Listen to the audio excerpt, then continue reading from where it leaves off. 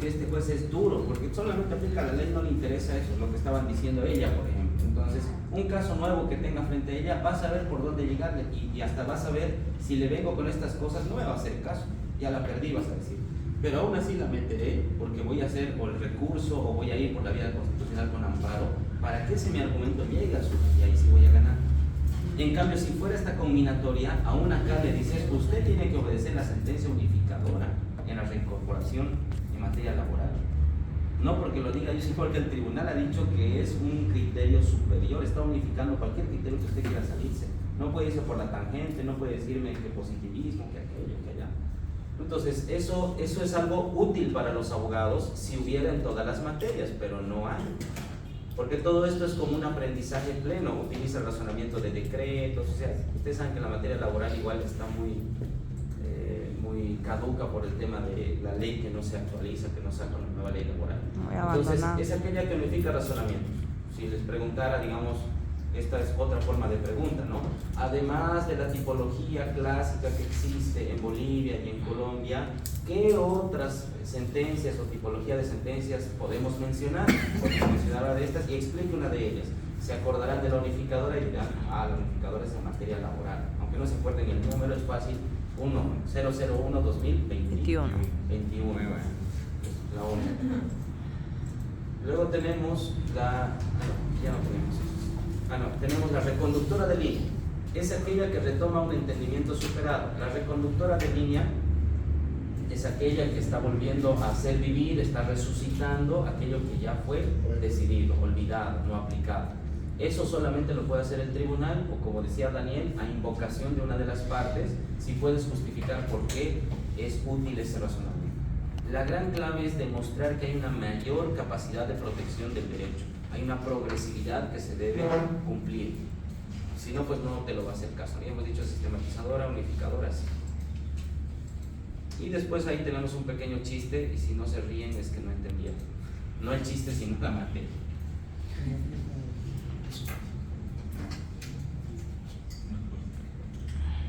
El chiste está abajo, ¿no? Ya no hizo reír. Claro, porque el no fornicarás estaba en las tablas que bajó Moisés del Sinaí, pero entonces el pueblo dice, ¿qué dice la jurisprudencia? Por eso te está diciendo ahí, el tema de nuestro derecho se ha vuelto un derecho de precedentes. Termina siendo más importante, creo que uno de ustedes se dio cuenta la otra vez, termina siendo más importante la interpretación que el objeto de la interpretación. Entonces, y eso pues dice, ¿dónde está la supremacía? ¿Por qué la Constitución, o sea, el positivismo, pero la Constitución debe primar, o la ley, el código debe primar? No, aquí el precedente es lo que importa. Lo que te obliga a que seas un abogado de precedentes. ¿Por qué fuente, bueno? Porque es una fuente, pero de secundario pasó a ser principal. Marilena Tart lo decía en el video, creo que lo vimos hace una semana. No solo en casos de derecho comunitario y en casos de derechos humanos. Derechos humanos. Sí. ¿Qué querías preguntar? No, del video dijo que iba a sacar preguntas. Sí, les vamos a dar mañana. Del video de Marilena Tart, otras 5 serán. Teníamos 5 del colega que nos habló el otro día, que lo han debido anotar y resolver. Eso pregunté cuando llegué. ¿O qué estarán haciendo para eso? No sé.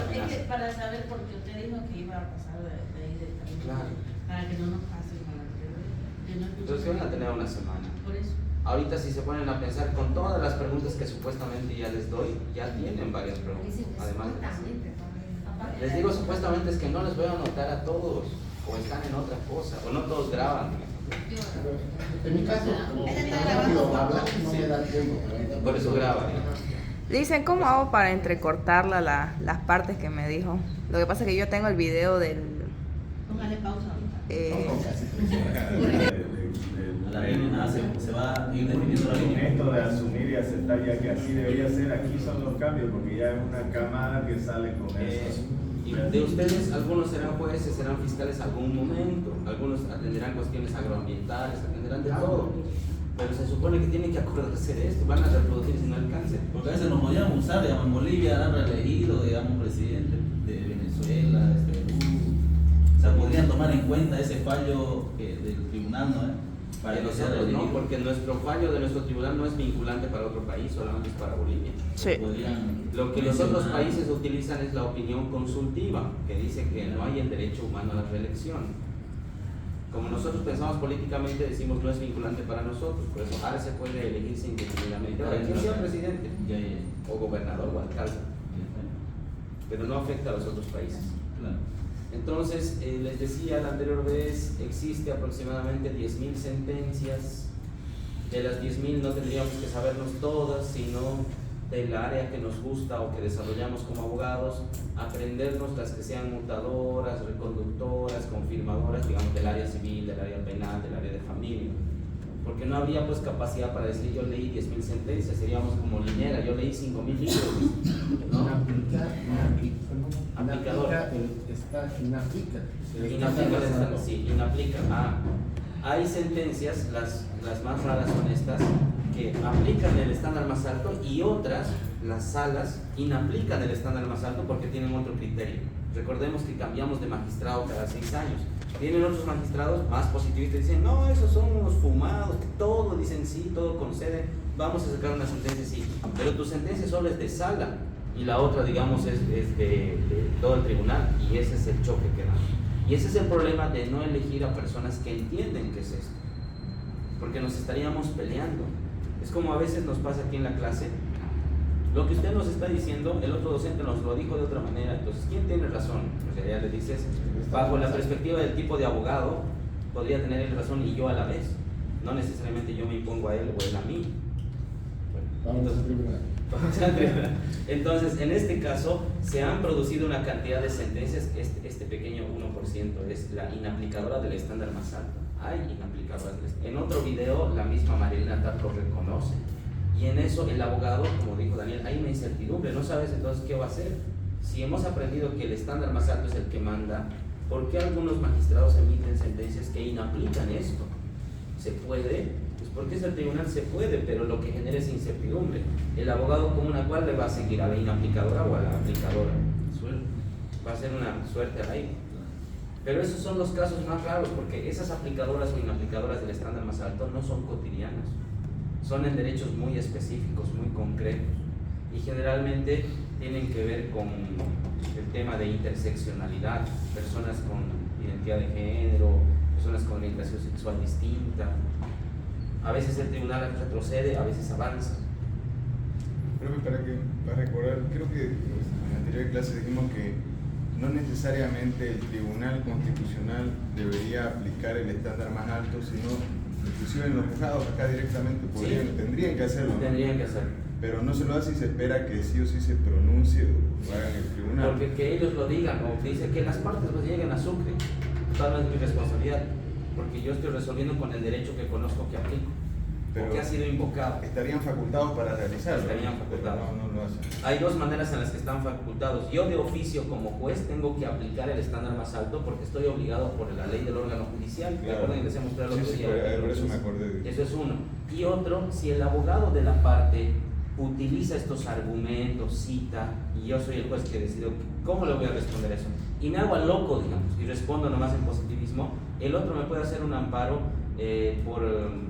por indebida fundamentación, buscando la motivación de mi fallo. Yo le he presentado estos argumentos, señor juez, y usted no ha motivado su fallo, simplemente ha decidido en derecho, aplicando ley ordinaria. Sin motivación. Entonces ahí la motivación lo pide. Entonces, ante esa amenaza, incluso, no sé si estuvieron en la charla que hubo de amparo hace tiempo, hace 2 o 3 meses acá en la noche, la especialista nos recomendaba, hay que ir amparando nuestras pretensiones jurídicas, utilizó ella la palabra, es decir, en nuestros memoriales pedir el argumento y demás, y decir, y de esta manera, señor juez o señora autoridad judicial, en el caso que no correspondiera al razonamiento que se está planteando, me veré en la posibilidad de activar el amparo correspondiente para que se busque la motivación y el fundamento de lo pretendido. Le estás avisando, voy a sacar un amparo si usted no me hace caso.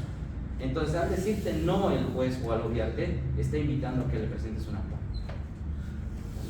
Y esa amenaza implícita surte su efecto, porque cuando llega a Sucre va a decir, pero acá la parte accionante se lo mencionó, se lo dijo. Toda la posibilidad tenía el juez. Por eso ustedes le hacen pecar, si quieren, al juez, entendiendo toda esta materia. Casi haciendo su trabajo. Casi haciendo su trabajo, porque aquí pues la mayoría no razona esto. Es por eso que lo recomendable más allá está que el estándar más alto se aplique de ya en la petición directa, por eso la preparación y argumentación de lo más alto posible. De lo más alto y del espectro, por eso te digo. Sí. Si no estás preparado en esa área, pues como el derecho es tan amplio y por lo menos hay 30 derechos, ponte que esta abogada todo el rato ve temas de salud, temas de integridad física, tortura, y luego le llega un tema de derecho a la honra. Pues bueno, como que no vio eso, no tiene la preparación del estándar más alto, podría agarrarlo, va a ser más trabajoso, más estudiado, sustanciarlo. Pero si le llega algo de la salud, ella ya se lo sabe. Creo que les había mencionado, en México hicieron un experimento, un experimento estudio, reunieron a 10, 11 abogados especialistas así en derecho y les dijeron, ¿por qué no nos ayudan a escribir qué es lo mínimo que tiene que hacer un abogado litigante o saber para poder desarrollar los diferentes derechos en la vía judicial? En su experiencia de ustedes, abogados, la escribieron y no pudieron escribir, cada uno escribió por lo menos 80 páginas de un derecho, digamos. Uno escribió 80 páginas del derecho a la salud, el otro escribió 100 páginas del derecho a la educación, así. Pero solamente llegaron a cubrir 10 derechos y el libro se hizo como 1000 páginas. Entonces decía, y eso que hemos escogido lo más importante, pero no es porque queramos llenarles de teorías, que todos esos casos a nivel internacional y todo, yo los uso cuando defiendo el derecho a la educación, porque así tiene que verse, como una telaraña. Entonces los abogados se pusieron a pensar allá en el órgano judicial, si es así, entonces la cantidad de derechos son por lo menos 30, ¿cuánto necesitamos saber? No es simplemente, si soy abogado puedo defender cualquier derecho, para defenderlo bien, con ese estándar más alto. Pues a veces a tientas vamos avanzando, nos sale bien, qué bien, sigo avanzando, ay no, por aquí no había sido, por acá. Y eso nos hace daño a nuestro prestigio y eso le hace daño al cliente también. Pues esto, más allá del estudio del examen que van a dar en su momento, si se han enamorado del área de derecho que van a ejercer, pues profundicen por su cuenta. Y eso les va a dar una experiencia que no les va a dar solamente tener un cliente, porque ya van a saber qué resolver, cómo resolver. Quizás el conocimiento actual que estamos adquiriendo en cuanto a esto del tribunal, por ejemplo, que es el mayor y el que debería aplicar al principio, no nos debe hacer confundir de que, bueno, solo cuando llegue allá recién ya aplico de manera argumentativa. No, desde ya, sabiendo de que con esa intención, acá nomás puedo, como decía, inducir al juez de aquí a hacer su trabajo y que ya acá y voy sentando ese precedente, además que me voy preparando también como abogado, ¿no? Es eso. Cada vez voy practicando, utilizando estándares altos. Estándares altos. El examen final de constitucional, ahora es la segunda vez que lo voy a aplicar de mucho tiempo. Les doy un caso por pareja, lo hacemos. Les doy un caso y tú vas a ser accionante y el accionado, ellos deciden. Entonces ella presenta el memorial de acuerdo al artículo 33 del Código Procesal, sin que sepa o no sepa hacer, pues es relativamente fácil, especialmente esa acción de libertad. Entonces les pido que razonen esto, búscate casos interamericanos, menciona casos paralelos, estándar más alto, conceptos de ulterdicto, no sé qué, lo prepara. Una semana antes del examen lo presenta el accionado defiende a la institución, a la persona que está siendo accionada. Entonces lo que el examen juzga es cómo ha presentado el caso a la persona 1 y cómo la otra persona va a razonar, y oralmente van defendiendo sus pretensiones como si fuera una audiencia, para que se acostumbren en el tercer semestre. Y todos los casos traten de nutrirlo así, les digo. Porque cuanto más antes lo veamos, más nos vamos a enamorar de la idea de ejercer derecho de esa forma, que es la que se debe ejercer allá afuera. Debería haber una materia. Una materia adicional debería haber. Debería haber. Se supone que las materias forenses son eso, pues tienen una No. forense civil. Mire, me da vergüenza decirlo, pero como usted está teniendo más de 3 grados. Creo que por eso me ponen aquí, pero no deberíamos aprender, deberíamos estar repasando. Eso ¿verdad? es otro. Es que también nosotros vemos que estudiamos En menos los sábados, semipresencial, ¿no? Pero eso tampoco también, no pidamos menos mucho tiempo. tiempo de- Sí, porque en semi presencial, sí. no les hago eso, porque pues no hay el Presencial, tiempo para sí. trabajar. A ellos les reviso, viene el accionante, está bien como estoy escribiendo mi memorial, cambia esto, hace esto, revisa esto, hay tiempo. Eso también es cierto. Pero bueno, ya estamos aquí y la idea es que se enamoren de su carrera, lo que les falta, lo que les sobre, sigan estudiándolo por su cuenta. Porque así ustedes se paguen una maestría, la maestría no les va a dar gran cosa. Tienen que llegar a la maestría leídos para plantearle problemas al docente especialista. Y por eso a veces fracasan o dejan la maestría porque dicen, ay, tan difícil había sido, porque el docente de maestría va a presuponer que ustedes ya tienen experiencia o que ya saben resolver ciertos asuntos, y a veces uno pasa incomodidades. Esto solamente es un ejemplo, no se va a preguntar de esto, para que vean, cuando uno va trabajando sus casos, se va marcando en su Excel, en su computadora, cuál es la sentencia básica, la moduladora, anota el número de sentencia y qué tema está trabajando de la seguridad jurídica que les estaba mencionando, ¿no? Para ir aumentando su colección de sentencias leídas, cuáles van a utilizarse en ciertos casos. Este otro ejemplo, por ejemplo, trata el tema del predio urbano o el tema del predio agrario, pero esto al año 2003 era entendida esta como sentencia fundadora. La sentencia Ito cambia este razonamiento, porque en la sentencia fundadora, si se fijan, para delimitar si un predio es urbano o es rural, hasta entonces se exigía una ordenanza municipal homologada por resolución suprema en el marco de lo previsto en estos artículos de decretos de entonces y de la participación popular. La sentencia Ito modula ligeramente esto y dice que no debe definirse solamente a partir de la ubicación del inmueble, sino que debe tomarse en cuenta otros elementos para determinar la jurisdicción aplicable. Está en rojo porque uno se señala y dice, ojo, toma en cuenta esto, no te bases en esto anterior. A veces los municipios toman en cuenta lo anterior. Y la sentencia confirmadora ya en el sistema actual, miren, este 2003, 2006, 2012, va a aplicar la ratificación de lo anterior. Entonces, cuando uno se hace esto del área que ejerce, está sembrando éxito a futuro. Una chica del presencial, del pregrado, me dijo eso. ¿Y usted no se frustra a veces cuando pierde? Sí, yo he perdido varias veces, pero porque no he estado preparado, porque he aceptado algo para lo cual no me había preparado. O sea, como se han dado cuenta bien, no es me buscas para un caso, ya, y recién me pongo a estudiar. Se supone que voy a ver si sobre eso he estudiado, he visto algo, porque aunque me dé tiempo, digamos un amparo, no sé si voy a tener el tiempo en todos esos 6 meses, 5 meses para poder desarrollar estas actividades y presentar los argumentos. Ese es el tema. Ahorita decía que existen páginas pagadas para poder acceder a la sentencia. Dentro de ellas, usted que navega por este tema, ¿existe alguna compilación, agrupación, filtro ya para buscar, por ejemplo, sentencias relacionadas a laboral, sentencias familiares, sentencias penales, algo así más? No, porque como lo que más hace el abogado es penal y civil, eso creo que es, no. Lo que más hace es civil y penal. Esas sería, digamos, lo hacemos entre un grupo de abogados y lo ponemos en línea, sería facilitar el trabajo a todos. Lo que hacen es escribir libros, te dicen líneas jurisprudenciales en materia de niñez y adolescencia, y te publiquen. Ahí hay sentencias y autos supremos de niñez y adolescencia, y no lo ponen en línea, tienes que comprarte el libro, leer. Por ejemplo, eso me recuerda, Marcelo hizo la otra vez una pregunta y le respondió oralmente, la otra vez ya lo traje, pero aquí se lo he traído el libro. ¿Se acuerdan que Marcelo preguntó la caducidad de las sentencias antiguas, si eran válidas? Aquí, por ejemplo, esto no está en línea, es de Alan Vargas Lima, y aquí está el número de sentencia. Entonces, una vez que te lo menciona, tú lo buscas. Yo lo tengo marcado con amarillo, que dice cuándo debe tomarse en cuenta sentencias antiguas. La sentencia 3 dice que es posible la aplicación de jurisprudencia constitucional emitida en vigencia de la Constitución, y es posible la aplicación de la jurisprudencia emitida con anterior a la vigencia de la Constitución actual, aunque no sea vigente, mientras no se contraponga a la Constitución que usamos ahora. Eso le respondí a él acordándome de esto. Entonces, esa es una vía. Y la otra, en la vía que hay, es en la vía autonómica. Si hay un buscador, que lo hemos construido cuando yo trabajaba en el CEA, pero eso solamente te sirve para conflictos de competencia. Jurisprudencia CEA, todavía lo mantienen en línea.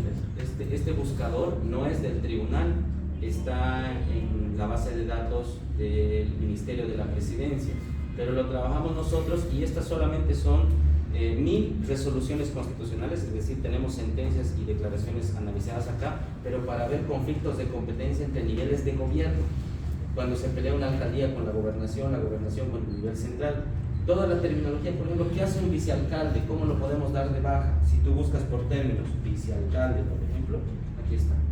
Entonces, todo el tema autonómico vas a ver aquí.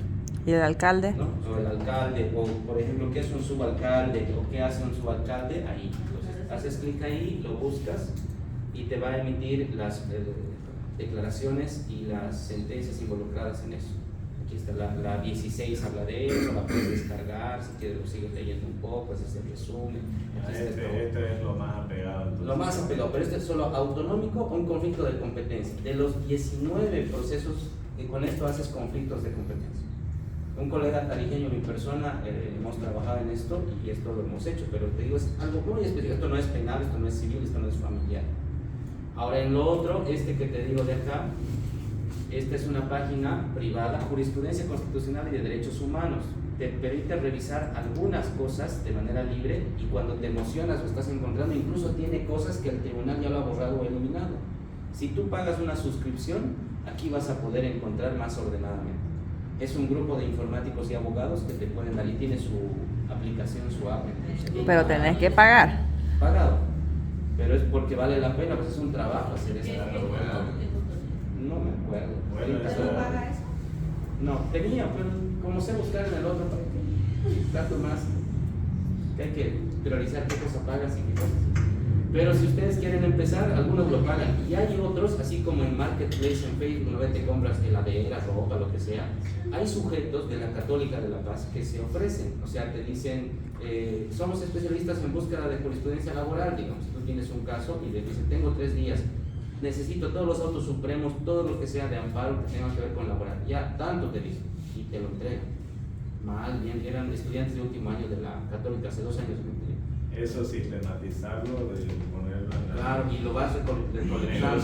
Y en el alto igual he visto, ahora no sé cuán trucho, cuán real será, no, así flyers que te daban, necesita jurisprudencia, necesita... Es que el estudiante de Derecho que tiene cierta habilidad va, recarta, te lo vende y ya hecho. Acá no he visto en Santa Cruz que ofrezca eso. No, frente de la casa del abogado. ¿Ahí? 5 pesos te dan. Pero, ¿te dan sentencias o qué? No, 5 pesos. 5 pesos no es muy barato. No, ya, por ahí te dan cualquier cosa, digamos. ¿Cómo sabes? Es que- Lo barato sale caro, dicen. Igual hay que saber esto, ¿no?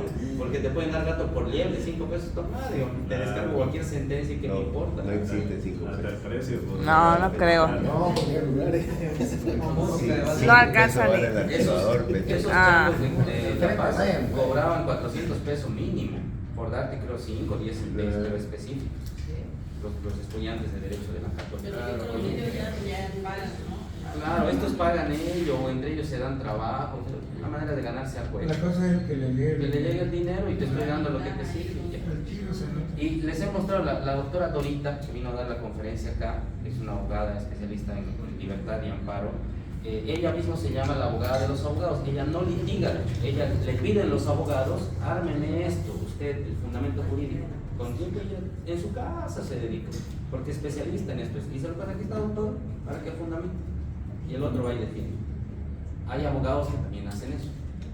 Piensa el poder. el abogado. Bien, te lo pienso, digamos, ya tú andas a la cara, obviamente lo lees, le siente un poco y ya. La zona. Entonces, hay de todo, es como subservicios, ¿se dan cuenta? Pero claro, todo eso hay. Entonces, desarrollar, y por eso les muestro estos cuadritos, porque desarrollamos estos cuadritos y ya tú sabes dónde, por ejemplo, la defragmentación del derecho al sufragio, eso no está en la ley electoral, no está en la Constitución, nada. Cuando viene el colega, ¿qué cosa es la defragmentación? Si está hablando, si está inventando, está en una sentencia, colega, es una sentencia icto. Entonces, tú mejoras tu performance, tu expertise, cuanta más sentencias revises, en todas las áreas posibles. Ahorita que vamos a acercarnos al ámbito electoral, porque a fin de año va a haber elecciones, van a haber candidatos inhabilitados, van a haber, y esos candidatos a las magistraturas buscan abogados, pero buscan abogados electoralistas porque es un proceso electoral. Oiga, colega, me han inhabilitado porque dice que yo me estaba haciendo campaña. No es cierto que los candidatos a magistrados no pueden decir vota por mí, pero vienen a eventos académicos y regalan, digamos, calendarios del 2024 con su foto. Entonces, ¿eso es entendido como proselitismo, campaña o no? No, yo estaba en un evento de fin de año y les he regalado calendarios, cuadernos, digamos. Entonces, eso es interpretado por la autoridad electoral como un acto de inhabilitación. El abogado electoralista agarra precedentes y le dice no puede ser entendido como un acto para vulnerar sus derechos a ser elegido porque pasó una etapa. Y esos abogados no hay. Es como los abogados deportivos. ¿Han escuchado alguna vez de un abogado deportivo? No. Sí. Muy raros son en Bolivia. Creo que hay uno que trabaja para Oriente y es de la selección y todo, pero después no hay. Hay un muchacho en presencial, lo deben conocer, Joaquín Villavicencio. Él va a ir a hacer su maestría en Derecho Deportivo a España porque tiene dinero, ¿no? pero esos tipos de abogados son importantes, saben de todo este esquema. Víctor Hugo Pérez es el único. Ese, Víctor Hugo Pérez, pero es más la experiencia que yo me formé en la U para ser abogado deportivo. Entonces, si ustedes agarran esas áreas de especialidad, aspiren a eso, van a ser necesarios, siempre van a tener trabajo. Abogado de mercado. Claro, porque ¿quién entiende ese mundo? De la FIFPRO, de la AF, de no sé qué cosas hay en el tema de fútbol. Lo mismo es en tema de electoral, no solamente por los magistrados, al año, el 24 es preelectoral porque los binomios, las preinscripciones. Pero bueno, esto igual, la reconsideración, esto no se pregunta, solo son ejemplos, armamos así nuestra redecita para poder tener las líneas. Ya, a partir de aquí sí se pregunta, no creen. Pues, y esto se les ha preguntado en el examen previo. ¿Cuál es la estructura de la sentencia? ¿O qué partes tiene una sentencia y qué elementos? La estructura de la sentencia está concentrada en estos tres elementos, lo que está en moradito. Entonces tiene una ratio o obiter dicta, tiene una ratio decidendi, donde está el corazón de la decisión, por eso está un corazoncito ahí, y el decisum. El decisum depende de la ratio, pero la ratio no depende de nadie, no depende de la ratio obiter dicta, porque es independiente. Una sentencia podría tener dos elementos, sí, bastaría con que tenga la ratio decidendi y el decisum. ¿Por qué? Porque esto es referencial. ¿Por qué el tribunal aporta ratio obiter dictum? Porque está dándonos complementaciones, conceptos. Nos está aclarando cómo va a entender el concepto de intimidad, de privacidad, debido proceso, vinculatoriedad, fallo, dictamen, lo que sea. Entonces, esos complementos terminan dándonos a nosotros dogmática jurídica. Cuando no tenemos claridad en un concepto, a veces buscamos en un diccionario jurídico, a veces en internet. Es mejor buscar en obiter dictum de sentencias, porque igual le puedes decir, colega, el concepto que estoy utilizando en este caso, digamos el concepto de vinculatoriedad materno-infantil, está sacado de un obiter dictum de una sentencia emitida por el tribunal. Y es por eso que tiene su grado de relevancia. O cuando citas un autor, de acuerdo a Concepción Pérez, digamos, o de acuerdo a Zagrebelsky, esto vamos a entender por derecho dúctil. Y el otro dice, ¿pero por qué está citando ese autor? Porque está en una sentencia. ¿Por qué yo leo a Alan Vargas Lima, abogado paceño? ¿Porque me gustan los abogados paceños? No, porque ya está citado en una sentencia constitucional. Cuando el tribunal cita a un autor boliviano o un autor extranjero, lo está haciendo parte del sistema jurídico, lo que hace que nosotros debamos conocerlo, porque sus conceptos los va a utilizar el tribunal. Y es por eso que se sigan vendiendo libros. Estos sujetos no todos los suben en internet. A veces pensamos que lo que está en internet nomás es importante. Entonces, la ratio obiter dicta son referencias. ¿Por qué se llama dicta o dictum? Obiter dicta es plural y dictum es singular, ¿no? En castellano nosotros utilizamos la S para el plural, ¿no? Casa, casas, digamos. Allá utilizan las restricciones, esto es latín, recuerden. Basta con que digan obiter dicta o dictum, cualquiera de los dos va a ser válido, ¿ya? O la parte referencial de la sentencia. En cambio, la ratio decidendi o razón de decisión, ahí está el razonamiento vincular. Ahí se contiene el fundamento por el cual el tribunal decide algo. Y esto simplemente es el resultado, el decisum, la decisión por la cual se justificó el tribunal para determinar si concede o no la tutela. Ahora, ¿esto de dónde surge?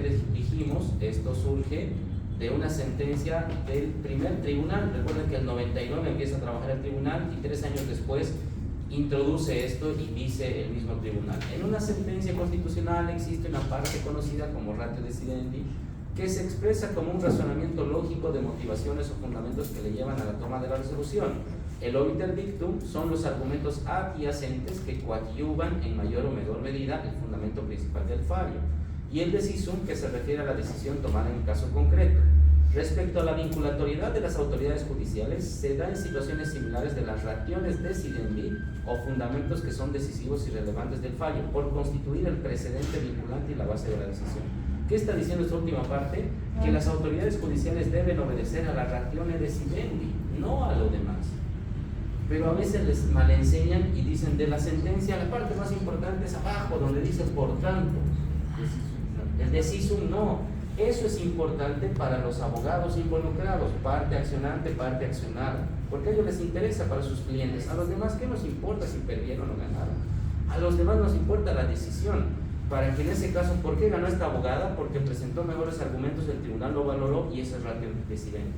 Cuantas más ratio decidentes me aprenda o más pueda leer, mejor voy a trabajar mis casos. Entonces vean, aquí nunca les he preguntado, ¿no? ¿Qué dice la sentencia 58 respecto a eso? No les voy a preguntar, simplemente cuáles son los elementos o partes relevantes de una sentencia. Son esos tres. Se les pedirá que lo digan en latín, porque en latín están manejados en los términos del tribunal, y que den una explicación breve respecto a ellos. La explicación breve será por la ratio decidendi, es el elemento fundamental por el cual se decide la causa, o el precedente, pueden decir. El obiter dictum es el complemento adyacente o referencial, nada más, y el decisum es la conclusión, la parte resultante. ¿Qué parte ganó el caso? ¿El accionante o el accionado? Dicen, eso su pregunta puede ir, ¿cuáles son las estructuras de la sentencia, cuáles son las partes o cuáles son los elementos? Sí, por favor. Sí.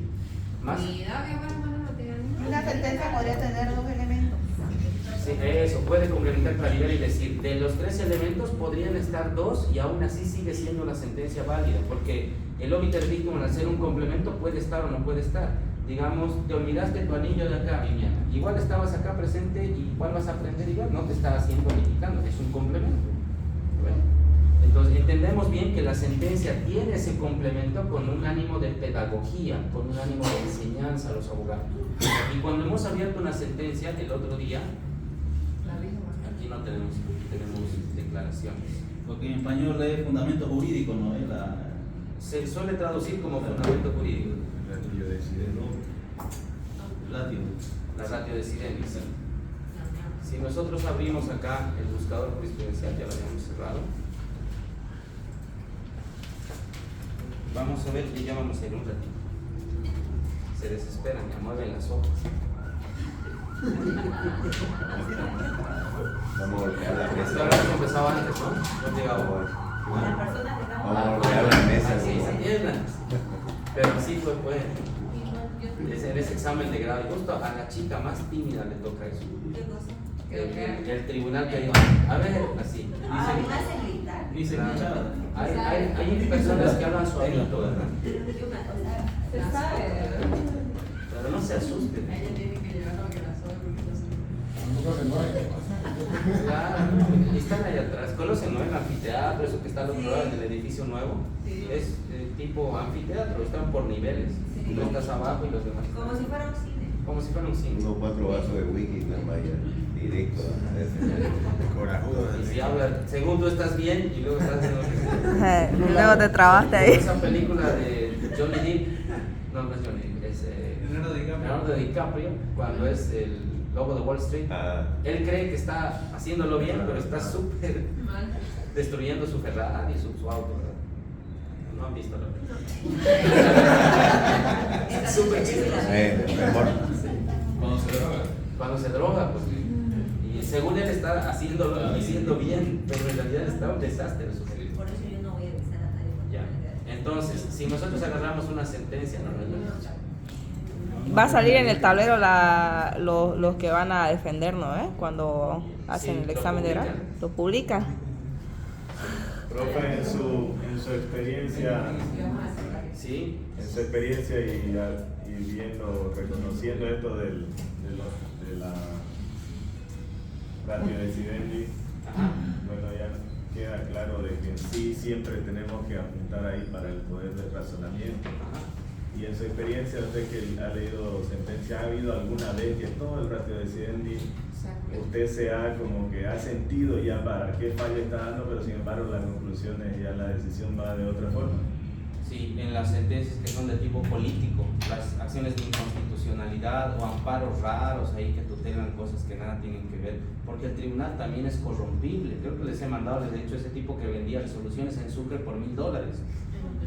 El del constitucional, o sea, pero no era el magistrado, era su asistente, su ayudante, que seguramente le pasaba las resoluciones hechas y por $1,000 yo te hago ganar un amparo.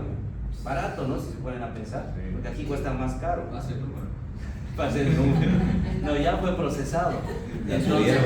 ya fue procesado. por eso. De mí lo subieron a 5,000. Claro, pero sigue siendo barato porque es el constitucional. O sea, así cobrarán acá. Porque tienes una sentencia a tu favor constitucional, es como eres inviolable, pues con eso les doblas a lo que sea. En cambio acá eso estaría a un precio normal, 5, 10 mil, creo que te cobran. 15. Pero allá, Osvaldo Valencia, por ejemplo, cuando era magistrado, se lo acusó de estar vinculado con Pedro Montenegro porque le dio el departamento acá frente a La Salle, $200.000 para el departamento. A veces es una buena mordida, digamos, ¿no? $200.000, pero para el magistrado, y esto era para su funcionario, el medio Pérez. Entonces, sí, uno se da cuenta porque hay pues esos mundos oscuros, pero es en las sentencias constitucionales donde menos vas a encontrar esa incongruencia. Sigue siendo más una lógica de aplicar buen derecho. En donde se ve eso que tú dices es más de sentencias penales, civiles, lo que dice, este sujeto tenía toda la comprobación para ganar y el otro gana. Eso le iba a decir, pero eso también se basa en las pruebas. Claro, en la calidad de la prueba, pero donde más vale la prueba es en el área ordinaria. En constitucional la prueba es relativa. La prueba tiene que ir con el fundamento de convencionalidad, con esto de las líneas y demás. En cambio, en el área ordinaria, familia, civil, penal, sí importa mucho las pruebas. Entonces, naturaleza jurídica, miren, por ejemplo, en este caso, cualquiera hemos abierto es un amparo. Entonces, el obiter dictum o el complemento está en volverte a explicar, como si los abogados no supieran qué cosa es un amparo. Y si se dan cuenta, vuelve a explicarte los artículos donde está el amparo en la Constitución, en el Código Procesal. Entonces, uno siempre se salta eso, porque saber dónde está determinado el amparo, ¿para qué le serviría al caso? Si nosotros quitáramos esto, igual sigue siendo sentencia. Directamente ya entra el asunto en el 3.2, 3.3. Este seguro que es un caso de derecho de petición y va a decirte qué sentencia has razonado sobre hasta dónde alcanza el derecho de petición, ¿no? Los componentes del derecho de petición. Y estas dos sentencias, si digamos tuviéramos tiempo, las buscamos, ampliamos a esos dos razonamientos, forman parte de esta línea jurisprudencial. Ya me estoy entrando al asunto de la decisión. Y aquí está la ratio decidendi. Hemos dicho que las sentencias fueron introduciendo este subtítulo para llamarle la atención a los abogados y decirle, cuando estoy empezando a resolver el caso concreto, aquí está la ratio decidendi. Entonces, leyendo todo esto, podríamos identificar, será en ese primer párrafo o en este segundo, que está la ratio decidendi para que termine revocando y concediendo la tutela. Y aquí está disponiendo que ambas autoridades se pronuncien independientemente, ¿no? Les está ordenando, seguramente las autoridades de resistencia municipal. Entonces, ahora, la ratio decidendi no es pues todo esto, digamos, desde que empieza el fundamento jurídico hasta el final. Todito esto es mi ratio decidendi. Tengo que saber leer en razón del caso. ¿Será esta partecita que dice que no deberían hacer o que deben hacer estos dos puntos? ¿Será esto? Ahora viene en segundo lugar. Ah, no, entonces, en primer lugar, arriba tengo que extraer el razonamiento que ha llevado a conceder o revocar esta decisión y de acá tengo que hacer la segunda inferencia. Lo que el abogado hace es extraer los párrafos para fundamentar la ratio decidendi. Por eso les hablaba de este buscador. Si se fijan acá, en cambio, si manejamos con este buscador, aquí ya te saca síntesis del caso, ¿dónde está? Síntesis de la ratio decidendi. Ya te lo hace el sistema. Ahora, si tú quieres el extracto, te dice, esto está en el 3.3, ¿ve? Este es el caso. Te lo da el resumen. Entonces, estaríamos haciendo un memorial, copiamos esto y lo ponemos en el memorial. De acuerdo al FJ3 de la ratio decidendi y de esta sentencia, tal cosa. Pero lo malo de este buscador es que solamente tiene sentencias del 2012 hasta el 19-20, no está actualizado. Algunas sentencias hay y otras no. Deberíamos insistir que todas estén metidas así para que el abogado pueda utilizar pues ratio decidendi, extractos de contextualización. ¿De qué trata? Aquí te cuenta brevemente qué pasó. Es el obiter. Y todas las demás sentencias, entonces, doctor, las que usted dice, están en ese pagado. No, todas las demás están en el otro buscador. Vimos uno de cajoncitos, donde está este. Todo está Este en completo, pero aquí está desordenado. Es simplemente encuentras los PDFs y ya. No están ordenados, te dicen este es ratio decidendi y demás. No te lo da comidito, sino que no te lo da entero. No comidito, sino trabaja ya usted tres. Busque, Esto lea. fue trabajado por una consultoría. Se reunieron 4 o 5 abogados y trabajaron a nivel de informática todo esto y lo subieron. Y que es una gran ayuda, por eso están clasificadas, por eso te dicen, por eso es un buscador más amigable. Y deberíamos exigir que esto así sea. Además, debería ser como en otros países. En México, por ejemplo, cada viernes su Supremo saca nuevas resoluciones. Entonces, los abogados están atentos los viernes para ver si van a salir algo que les afecta a su trabajo o no. Aquí en Bolivia, cualquier rato pueden subir una sentencia y ni te enteras, a menos que lo viralicen. Un domingo pueden subir. Eso es algo desordenado, lo que te obliga, cada rato tengo que estar viendo la página del tribunal a ver si hay una sentencia que me afecta.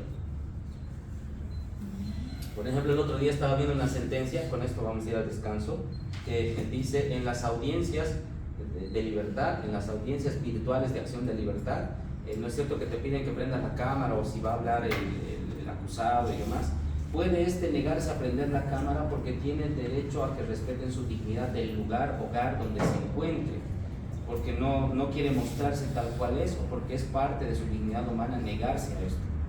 Entonces el juez o el vocal no puede obligarle a prender la cámara, y eso lo vi hace 2 días, ¿no? Pero la autoridad tiene la obligatoriedad de prender su cámara. No habla sobre la autoridad, sino habla del procesado. Lo digo por el caso de la audiencia de Camacho. De Camacho, sí. Ahora, por transparencia debería ser, porque si yo soy la autoridad, ¿qué tengo que esconder? O estoy en mi oficina, o estoy en mi despacho y demás. En cambio, el otro sujeto, digamos, ya. Pero no ha modulado eso el tribunal. Pero partiendo de eso podríamos exigirle, ¿no? ¿Por qué sí, por qué no?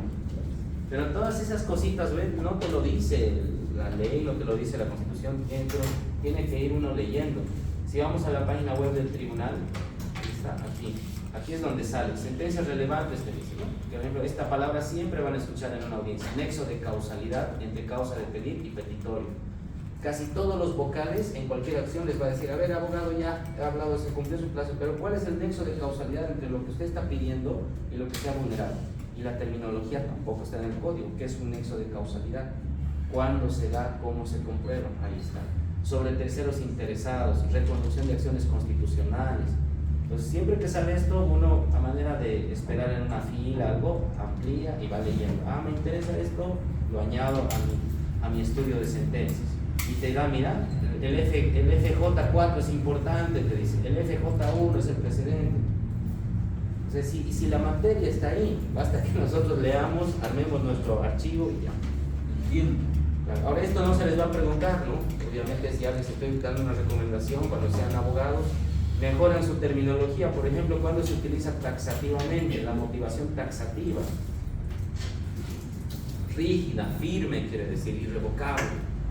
Como cuando damos el examen, las instrucciones taxativamente decían que si usted cometía un error, eliminaba una pregunta buena. Ah, no, pero no he leído las instrucciones. ¿Para qué no lee? Ahí está el título grande, instrucciones. No, cantinflé. Eso es el taxativo, ¿no? Obviamente no va a ser así, no se asusten, ¿no? Una mala, no una buena, ¿no? Pero hay exámenes así. Como su examen. Como decía en su examen, no cantinflé. En la policía no son así taxativos. Los exámenes. No, son taxativos. Pero yo he puesto media respuesta, no es así. O lo pone bien o no lo pone. En mi opinión, no policía debe ser amor. Sí. Porque hay mucha ignorancia. Todo ciudadano debería saber. Mínimamente. Yo creo que nociones básicas de derecho. Dan, pero no sé si una vez que creces ahí. Un técnico medio en derecho, los policías, algo así. Hay las materias, el derecho penal. Pero ingresas y ahí entras. No lo operativizas. Y ahí también debería ser situacional. A ver, vas a ser oficial, vas a conocer este caso. ¿Cómo vas a atender a la víctima? Para que vea cómo va a ser. No es aplicar simplemente el código. Pero debería valorarse más el tema del principio, derechos humanos, que está muy dejado de lado. Ellos se enfocan muy a lo positivo, y código penal y tránsito. Por ejemplo, se va muy a lo rígido, a lo taxativo. Lo que pasó en Sucre, las chicas que estaban bebiendo el anterior domingo, ¿han leído esa noticia? Y no querían que les pase nada, fueron a una EPI, hay una nosa, llegaron a nuestra casa, la dejó a una y la violó a la otra. El policía de 24 años. Entonces las chicas dicen, ya ni el policía, los padres. Y no, creo que la sargento, sí, y dijo ella, pero tenía libre consentimiento, pero si era menor de edad, 16, 17 creo que era. Que podría ser, por ejemplo, podríamos llamar o quizás debería haber ese incentivo de parte de la policía. Si está en estado de ebriedad, llámenos, lo podemos ayudar, porque en todo momento está. Claro, eso es lo que las chicas querían. Ya hemos tomado en la calle, nos estamos mal, no queremos que nos pase nada. A policía, ayúdenos, así fue. Ahora, si no nos pelan, nos violan. Más o menos. Y hace tiempo pasó aquí unas paraguayas igual que tenían problemas, creo que tenían su pasaporte en su hotel. ¿Dónde está? Ya primero pasen por acá, si no, no pasa nada. policías son así. Con ese extranjero. Cobraron en especie. Ajá. Pero en este caso no era delito. Teníamos nuestro pasaporte, está en nuestro hotel, tenían pasaporte las chicas, no eran ilegales. Claro. No, pero los policías primero prefirieron el cobre, pues. Cobrar en especie y ya luego vayan a su casa. ¿no? Pecho, son la excepción del 99,99. Eso es pausa. 9, sí. Los policías son igual que los ¿Verdad, no? ingenieros. El 99,99. Eso dijo, esto lo dijo Valerio. Y la razón. Romy dice que vio el caso en TikTok y sería parte 1, parte 2. Parte dos. Mira, yo ni